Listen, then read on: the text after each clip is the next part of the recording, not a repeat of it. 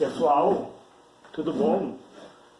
Olha só, esse vídeo eu estou fazendo especialmente em homenagem ao pessoal do canal. Por que eu estou fazendo esse vídeo? Porque eu gostaria de falar hoje em equilíbrio, tá? Olha só, tu tem uma resistência ali no circuito e tu vai pegar um plano cartesiano, eixo X, representando a resistência, tá? E o eixo Y, representando a corrente e a tensão. Vocês concordam comigo que num resistor, a passagem de corrente e a passagem de tensão, elas andam em fase uma com a outra? O que é andar em fase? Elas andam na mesma fase, entendeu? Um ciclo anda junto com o outro ciclo. A metade do outro ciclo anda junto com a metade do outro ciclo. Entendeu?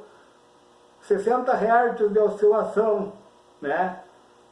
60 Hz por segundo, tá? Cada oscilação dessas, pessoal, é a corrente e a tensão. Vamos supor, no corpo do resistor, não vai haver defasagem, tem um equilíbrio, entendeu? A tensão, claro, existe uma diferença de amplitude. A tensão vai andar mais acima, certo? A tensão vai andar mais acima e a corrente mais abaixo. Quanto maior a tensão, menor a corrente, certo, pessoal? E daí, o que acontece? O resistor é um componente real no circuito elétrico. E daí nós temos componentes reativos, tipo a bobina. Por que na bobina, ó pessoal, a bobina existe uma defasagem. A corrente e a tensão, elas não andam em fase. Não andam em fase. Por quê? Porque a bobina, ela atrasa a corrente elétrica e adianta a tensão. Entenderam? A bobina, ela vai atrasar a corrente elétrica. Ó, no gráfico, se tu pegar ali, ó, quando a tensão já está lá em cima, a recém está saindo a corrente elétrica. Existe uma defasagem. E nessa defasagem existem percas. Existem percas. Entendeu? Por que muitas vezes a gente paga mais a energia elétrica? Por causa da energia que não é aproveitada. Então, na bobina existe o que? O atraso da corrente elétrica e o adiantamento da tensão. Isso se chama defasagem, porque no resistor elas andam em fase, andam juntas, tensão e corrente no resistor andam em fase, andam juntas. A diferença está apenas na amplitude. Na bobina existe um atraso da corrente elétrica e um adiantamento da tensão. E no capacitor, pessoal, eu trouxe esse capacitor aqui, ó, pré-histórico, já está obsoleto, pessoal, esse capacitor aqui. Claro, em alguns circuitos ainda ele é utilizado, em circuitos mais antigos. Tá? O que acontece? O que o capacitor faz? O capacitor faz o papel contrário da bobina. Ele adianta a corrente elétrica e atrasa a tensão. Por quê? Porque o capacitor, ele vai armazenar cargas através da tensão. Ele armazena cargas através da tensão. Então ele atrasa a tensão e adianta a corrente. Certo, pessoal? E o que acontece, então? Aonde que eu quero chegar com tudo isso, pessoal? Eu quero falar dos motores.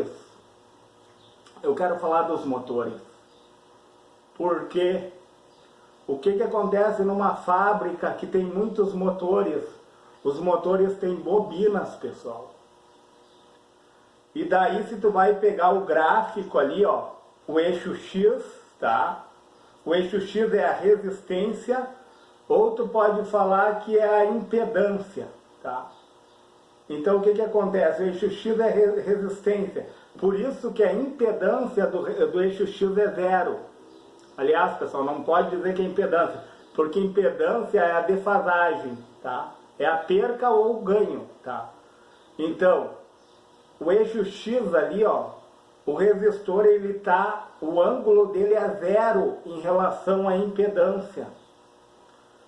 E a bobina sobe, pessoal. A bobina sobe, ela está no ângulo acima. Ó, tu pega o eixo Y ali, ó, aqui está o eixo Y.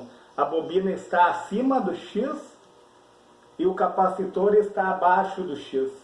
Entenderam? O que acontece na defasagem? O gráfico vai para cima. E daí a resultante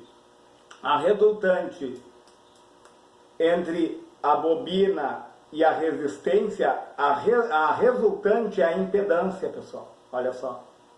Se eu tenho muita bobina, eu tenho muita perca de energia elétrica. Entendeu? Esse gráfico aqui, ó, representa a defasagem, ó. Está muito defasada. E daí o que acontece? Eu preciso do capacitor para compensar. Aquilo que a bobina perde, o capacitor compensa. Por isso que essas fábricas aí, elas precisam de um banco de capacitores, entendeu? Porque tu vai pegar aquela fórmula. Qual é a fórmula da bobina? X, que é a reatância, o L indutiva, né, igual a 2 vezes o π é uma constante, o π é 3,14, vezes a frequência daquela rede, vezes a indutância da bobina. E daí tu vai achar quem? A resistência dessa bobina aqui, ó. Tu achando a resistência dessa bobina, tu vai pegar o capacitor. O que tu vai fazer? O que é o capacitor? É o contrário da bobina. Então tu vai dividir o número 1, tá? Tu vai pegar o X ali, que é a reatância, e um C, capacitiva. O quanto que ele tem de armazenamento. Você dá em farad o armazenamento, né? E tu vai igualar a 1 sobre, tu vai colocar sobre a fórmula da bobina, que é 2 vezes o π, que é uma constante, que é 3,14, vezes a frequência daquela rede, vezes a capacitância. E tu vai diminuir um pelo outro. E daí vai diminuir esse ângulo.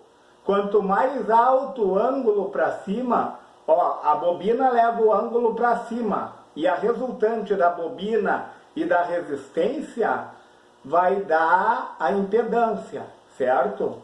E a resultante do capacitor ali, ó, e da tua resistência, que dá para baixo,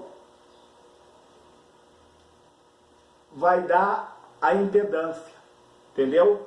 Tanto uma vai dar impedância em relação à bobina, como a outra resultante vai dar impedância em relação ao capacitor. Então, ao capacitor, a reta da resistência, a capacitância, tu achou a reatância capacitiva ali, a resultante da reta da resistência com a resultante da reatância capacitiva, tu vai achar impedância.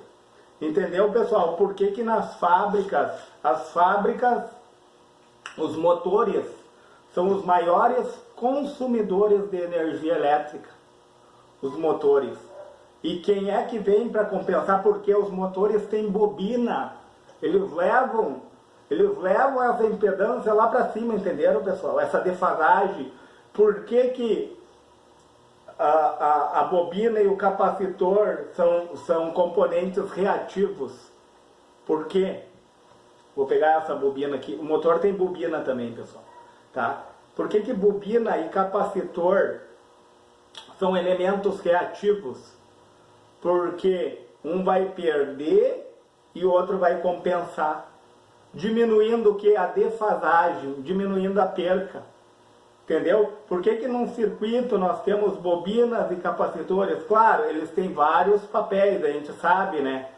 que um capacitor ele serve como um armazenador de carga, ou seja, um consumidor, e também ele serve como um gerador de carga, o nosso capacitor aqui, ó.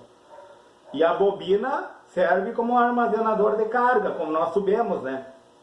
A bobina armazena carga de que forma? Através do campo eletromagnético, da força eletromotriz com a força contra-eletromotriz.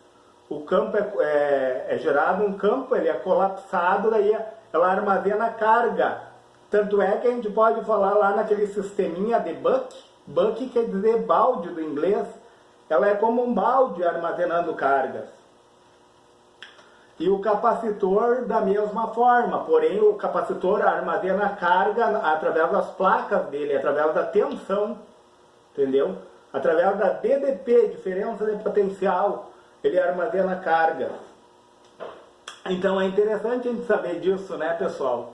Que para compensar a bobina, para trazer o que, como eu falei no início, um equilíbrio, a gente precisa de tanto de indutância como de capacitância, e uma precisa compensar a outra. Entenderam, pessoal? Pessoal, esse vídeo é apenas um agradecimento ao pessoal que se inscreveu no canal. Eu quero dizer que eu estou muito agradecido a vocês, estou agradecido a quem vai se inscrever também, e deixar um salve aí para o pessoal do canal, e muito obrigado, pessoal, pela ajuda de vocês.